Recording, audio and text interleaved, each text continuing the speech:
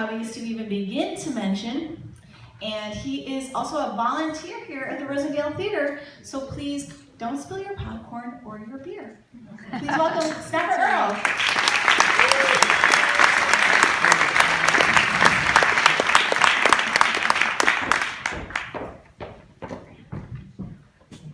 What a coincidence.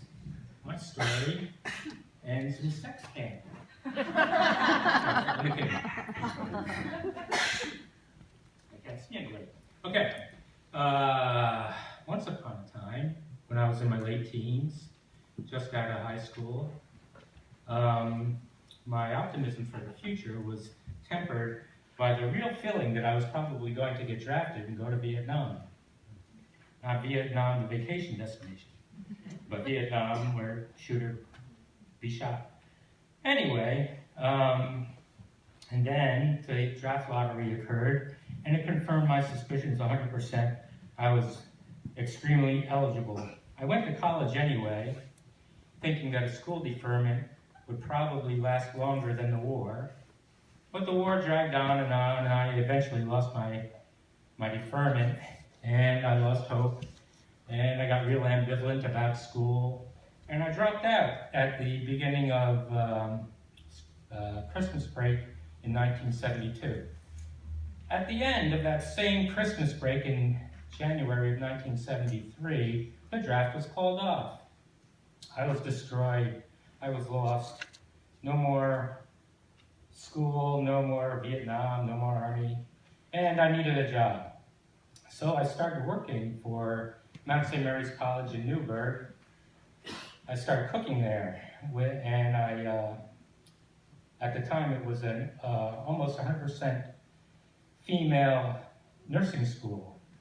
I cooked and I lived with a guy named Dave Fuquay, who was a good friend and good cook and a ladies' man. I don't know how he did it. He was not especially good looking. He was short and very quiet, but real successful with the ladies. A typical Friday night would go something like this.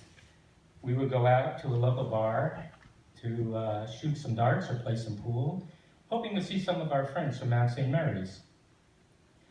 After a couple rounds, Dave would come up to me and say something like, well, I'm heading out. And he'd point with his head towards the door, where there would be an anxiously waiting young lady. And then I wouldn't see Dave again until Sunday or Monday, depending on how hydrated he kept himself. And I'd wind up taking care of his dog until, well, for the weekend anyway. After a few weekends that went just about like this, the situation became vexatious enough for me to ask him just how the hell he did it.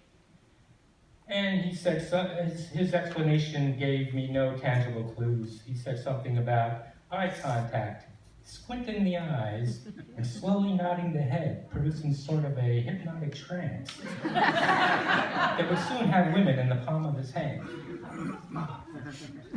I knew I couldn't keep a straight face attempting such advanced techniques, so I pressed him for more. And he looked at me and he said, "You've got to go see Captain Lou. It's your hair." Now, Dave had a mullet, which was just the right style for 1973, and I had shoulder-length hippie hair, which was just right for a dropout, depressed former draft dodger. Captain Lou, it turned out, had a hair salon for men, nautically themed, off of Broadway in Newburgh. I hadn't been to a salon before. I've only been to barbershops, and probably 5 years before. They said, "He'll wash your hair before he cuts it." And I thought, my hair was plenty clean. I had been using Palmolive dish soap on my hair. It gave it plenty of volume and it made it smell lemony fresh. They said, "You'll be great. Just go. You'll be fine." So I went to Captain Lou's, and I got my hair washed, cut, and styled.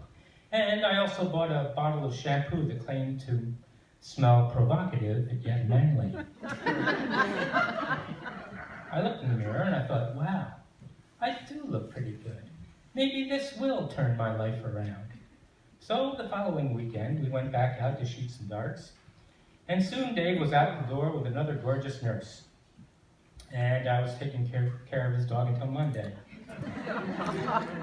I went back to Captain Lou's for the conditioner. Something was wrong. Captain Lou looked worried. He hedged a bit, and he finally said to me, "How would you like to go for a ride?" No, I'm sorry. He said, "How would you like to have free haircuts?" And I said, "Captain Lou, what must I do?" And he said, "Just don't ask any questions. Come with me for a ride." So I had nothing to lose. I got into his Trance Am, and we drove off through the lower part of Newburgh through the destroyed neighborhoods and parked across the street from a desolate-looking brownstone. Now, the prospect of being in a dangerous situation in the 70s in the bad part of Newburgh was very real. And Captain Lou, he could sense my apprehension and my fear, and he said, "Don't worry, just stay in the car, it'll all be over with soon." So Captain Lou got out of the car and he walked over to the brownstone and he knocked a couple times on the door, and the door opened up about halfway and I could see an immaculately dressed older man. And soon he and Captain Lou were having a discussion that seemed to be verging on an argument.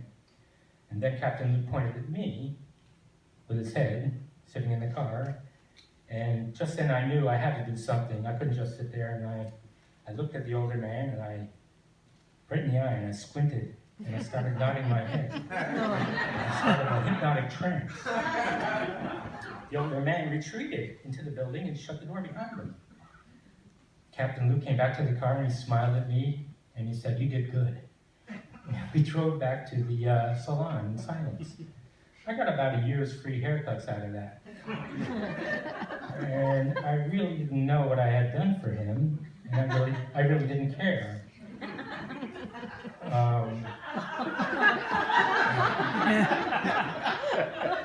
One day Captain Lou disappeared, and the salon was abandoned.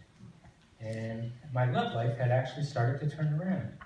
Dave and I got jobs for the summer working in Pauling at a summer camp, where Dave continued to use his hypno trance on the counselors there, and I met my future wife, who would have never fallen for or been subject to such nonsense.